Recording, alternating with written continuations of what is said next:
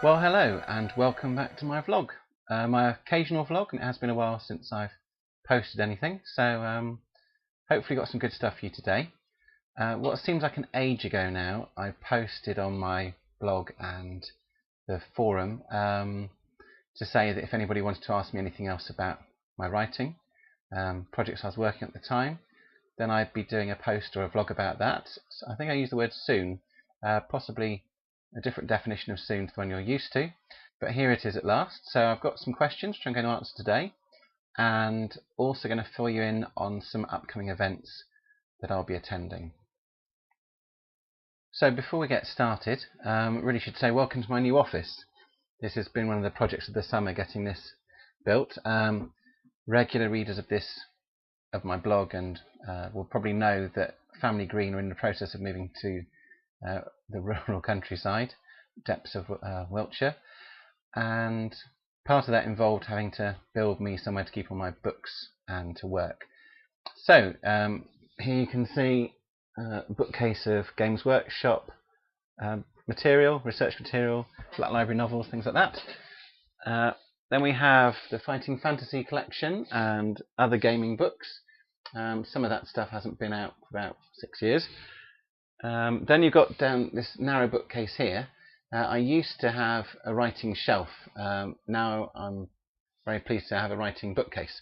So that contains a copy of everything I've had published. Actually almost everything, because I've now had some ebook only stories come out, and obviously can't really fit those on my shelf. Next to that there's Doctor Who, comics, and there's various other research books you can't see here. Anyway, yeah, so this is my new working space, which I'm hoping will be quite inspirational to some projects I've got coming up.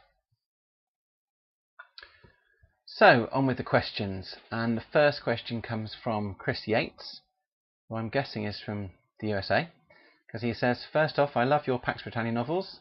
Thank you, Chris. On my side of the pond, these are the best hero fiction, pulp fiction novels, period, which is very flattering to hear. I'm sure that includes Al's books as well. And the second question is, Jonathan Green a pseudonym? What is your full name?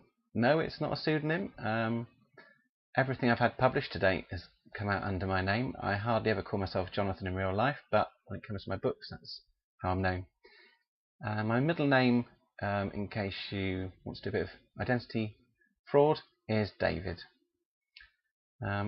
Chris also asks if I can tell him what Al Ewing's full name is. Well, as far as I'm aware, it's not a pseudonym.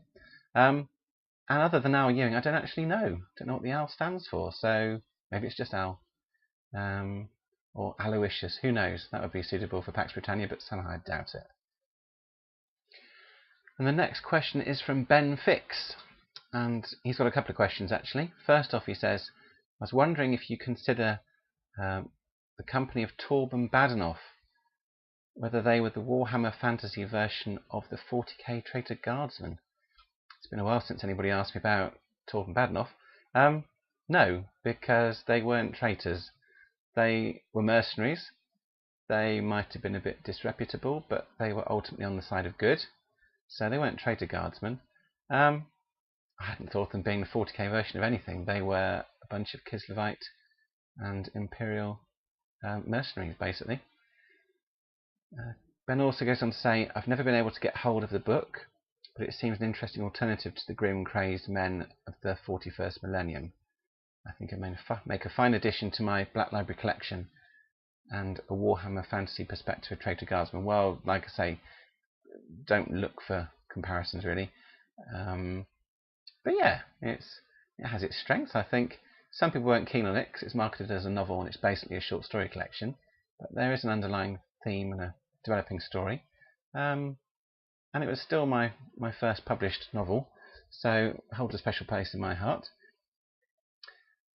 He also goes on to say, as an author, could you give your Dead and the Damned sample synopsis or a previous short story novel instead, such as Gav Thorpe has done at his blog for those who'd like to try writing for the Black Library? Yes, I could. I expect. It's been out to print for a while. I don't think there's any plans to bring it back at the time being. Or maybe the short story would be better.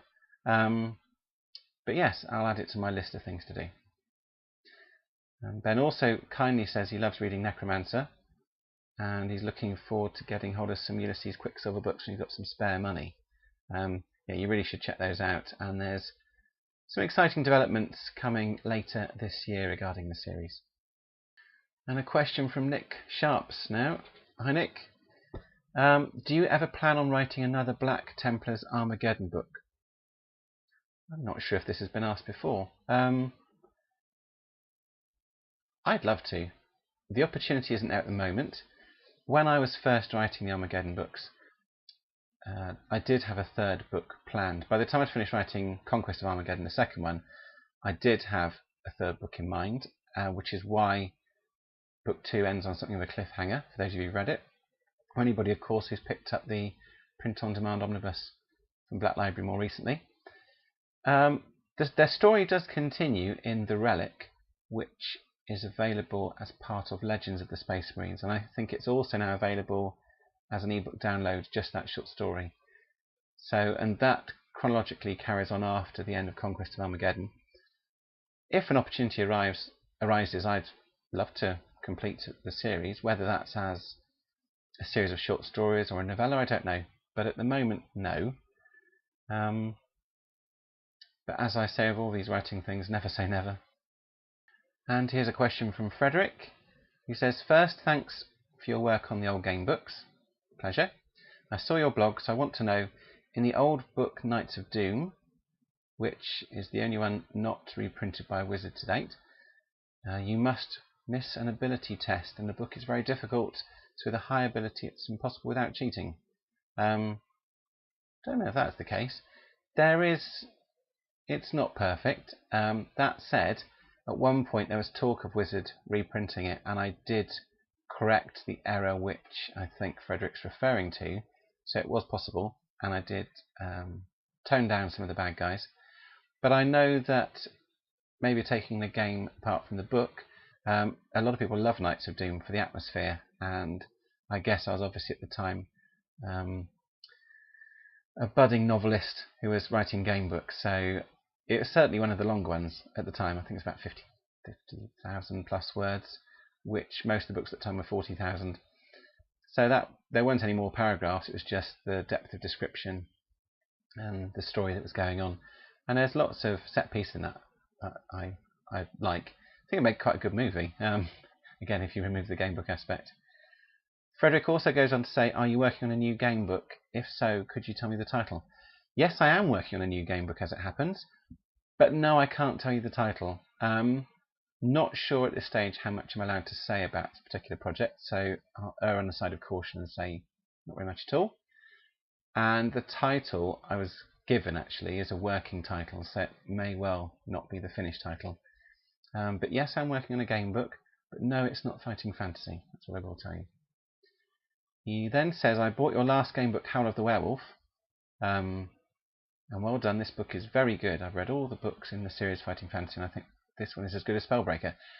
I'd like to argue that it's better than Spellbreaker, and technically it might be the last one you've read, but it's not my last game book. That, to date, was Night of the Necromancer for Fighting Fantasy, and again, one I'm very proud of. But I'd say Howl of the Werewolf has certainly got a lot of fans, and I think Stormslayer is good as well. So the more recent ones are stronger and fairer, and also have a certain element of for the computer game generation, I suppose. They used to be sold on the fact that there was one correct solution for these books. That's not so popular anymore, and there want to be the replayability aspect. And Howl of the Werewolf has definitely got that, as has Night of the Necromancer and Stormslayer. There you go. So thanks for the question, Frederick.